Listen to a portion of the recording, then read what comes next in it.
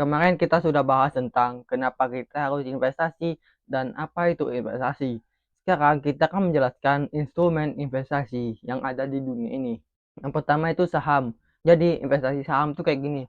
Kalian membeli bagian dari kecil sebuah perusahaan untuk mendapatkan keuntungan. Contoh nih, kalian beli sedikit perusahaan Telkomsel atau perusahaan Indomaret.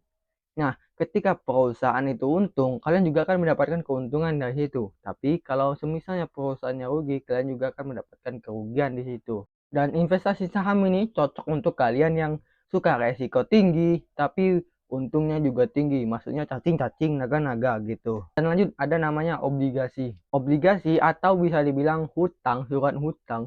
Kalian meminjamkan uang kalian ke sebuah negara atau perusahaan untuk mendapatkan keuntungan. Misal nih, kalian naruh uang kalian di obligasi pemerintah. Jadi kalian meminjamkan uang kalian ke pemerintah. Nah, nanti akan ditentukan berapa tahun pemerintah akan membalikan uang kalian. Misal 1 tahun lah, 2 tahun.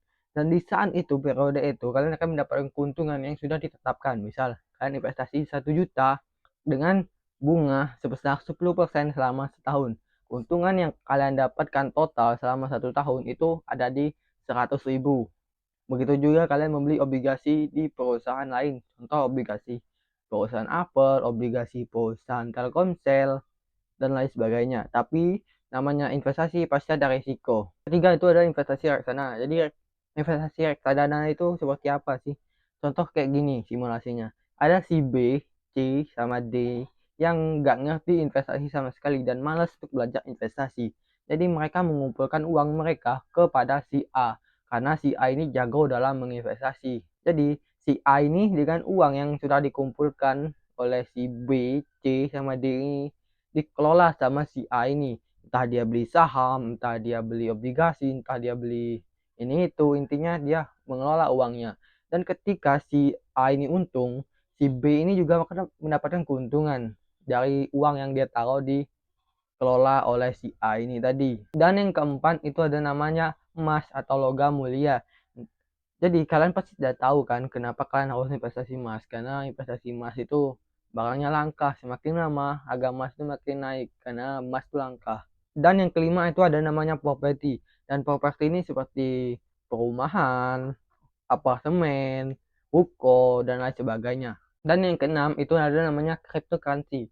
Kita akan menjelaskan apa itu cryptocurrency. Kita ambil contoh aja satu koin yaitu Bitcoin. Koin ini adalah instrumen investasi yang terciptakan dari salah satu orang yang muang antara pemerintahan yang ada di dunia ini. Yang dimana kalian pasti tahu dulu sejarah bahwa tahun 2028 ada namanya krisis global ekonomi. Yang dimana di krisis itu menciptakan Bitcoin yang dibuatkan oleh salah satu orang yaitu Satoshi Nakamoto. Bitcoin ini bisa dibilang seperti emas versi digital yang dimana harganya itu semakin lama semakin naik karena Bitcoin ini langka. Bisa dibilang mirip ke emas. Tapi sayangnya emas tuh bisa ditemukan apalagi ya semakin iringnya majunya zaman, emas itu bisa ditemukan entah itu dari luar angkasa, dari meteor, emas itu bisa didapatkan. Tapi sayangnya Bitcoin ini mau zaman berubah seperti apapun, Bitcoin itu tetap di angka 21 juta keping dan nggak bisa lagi ditambah. Dan karena dia langka dan sistem keamanan yang dia menggunakan teknologi blockchain, itu Bitcoin sama sekali nggak bisa dihack dan sangat tersentralisasi yang membuat Bitcoin itu semakin dipercayai oleh orang-orang dan bahkan sekarang negara-negara itu berlomba untuk membeli Bitcoin ini. Dan yang ketujuh itu ada namanya NFT. NFT ini mirip seperti reksadana tapi bisa dibilang bukan reksadana, bisa dibilang saham tapi bukan saham. Contoh investasi NFT ini seperti BlackRock atau Microsoft strategi. Yang ke-8 itu adalah namanya investasi komoditas yang seperti minyak, batu bara, gandum, dan lain sebagainya. Dan nomor 9 itu adalah namanya peer to peer lending yang dimana kalian meminjamkan uang kalian ke orang lain. Dimana kalian mendapatkan keuntungan dari bunga hasil orang yang meminjam uang dari kalian tersebut. Dan yang terakhir itu ada namanya koleksi barang mewah atau barang-barang elit. Contohnya seperti supercar ya, Bugatti Divo. Intinya barang-barang yang mahal dan langka.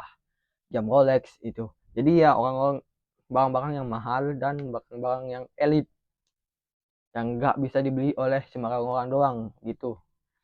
Tapi ya setiap namanya investasi pasti ada namanya resiko. Kalian mau beli emas, kalian punya resiko untuk emas itu jatuh.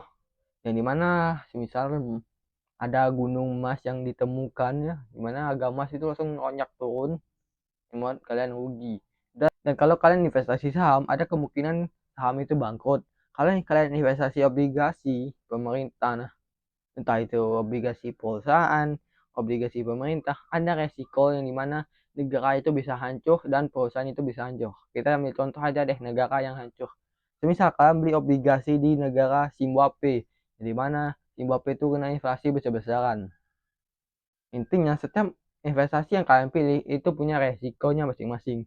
Jadi kalian punya pilihan untuk mengambil investasi dengan resiko yang tertentu, atau kalian mau beli, atau kalian nggak mau investasi sama sekali dan mau tetap tergerus oleh namanya inflasi. Itu tergantung pilihan kalian sendiri.